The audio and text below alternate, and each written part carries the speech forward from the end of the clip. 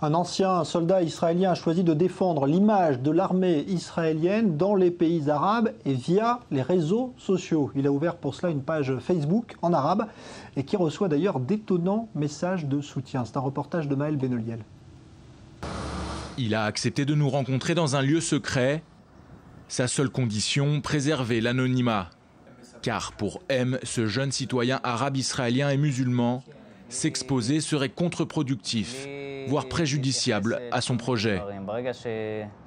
À partir du moment où tu gardes ton identité secrète, ça te permet un plus grand champ d'action. Ça a un effet plus sérieux quand les gens ne savent pas à qui ils s'adressent. De cette manière, on ne peut pas me cataloguer. Je ne travaille pour personne, pour aucune association, aucun parti politique. C'est moi, et moi seul. Je n'agis pour le compte de personne. Il y a un an, lorsqu'un parti arabe israélien lance une campagne sur Facebook contre la conscription des citoyens arabes, M décide de réagir. À son tour, cet ancien soldat de Tsahal crée une page Facebook, une page en langue arabe qui s'intitule Tsahal, le vaut bien. Je peux comprendre que ces partis politiques soient contre le fait que les Arabes israéliens effectuent leur service militaire. Mais ce qui n'est pas juste, c'est la manière affreuse dont ils décrivent Tsahal. Dire que Tsahal fait de l'épuration ethnique et commet des crimes de guerre, alors qu'ils n'y connaissent rien et qu'ils n'ont jamais fait l'armée. C'est là que je me suis dit qu'il fallait faire quelque chose contre tous ces mensonges et révéler la vérité aux Arabes israéliens. Mais très vite, les réactions dépassent les frontières du pays.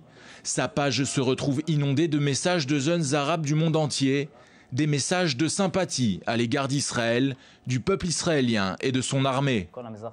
Dans tout le Moyen-Orient, j'ai des personnes qui me suivent et qui m'envoient des messages de soutien, d'amour et de paix. Ce n'est pas à moi d'ailleurs qu'ils s'adressent, mais à l'État d'Israël, au peuple, à Tsahal, et c'est ça le plus important. Ils me demandent de publier leurs messages, leurs photos ou leurs vidéos. Des publications comme celle de cette jeune saoudienne de Jeddah qui s'est filmée dans les rues de la capitale pour dire tout son amour à Israël. Ou celle de ce jeune Irakien sur les bords de l'Euphrate qui va même jusqu'à s'exprimer en hébreu. J'espère que cela pourra faire changer les choses. Je crois qu'en fin de compte, il y a de l'espoir. On a vu que grâce aux réseaux sociaux, les choses pouvaient changer. Cela s'est vérifié avec le printemps arabe. Avec l'aide d'un simple statut ou d'un poste, s'est créée une vague de révolution dans les pays arabes, dont on ne connaît toujours pas la fin. Alors oui, le changement est possible grâce aux réseaux sociaux. Et nous, avec ce projet, nous en sommes qu'au début. Et si Dieu le veut, nous arriverons loin. Phénomène marginal ou pas, une chose est sûre, à l'ère d'Internet et des réseaux sociaux, le projet de M nous prouve qu'aucun dirigeant, ni même un dictateur, ne peut rendre imperméables ses frontières dès lors qu'elles ont été franchies. Alors,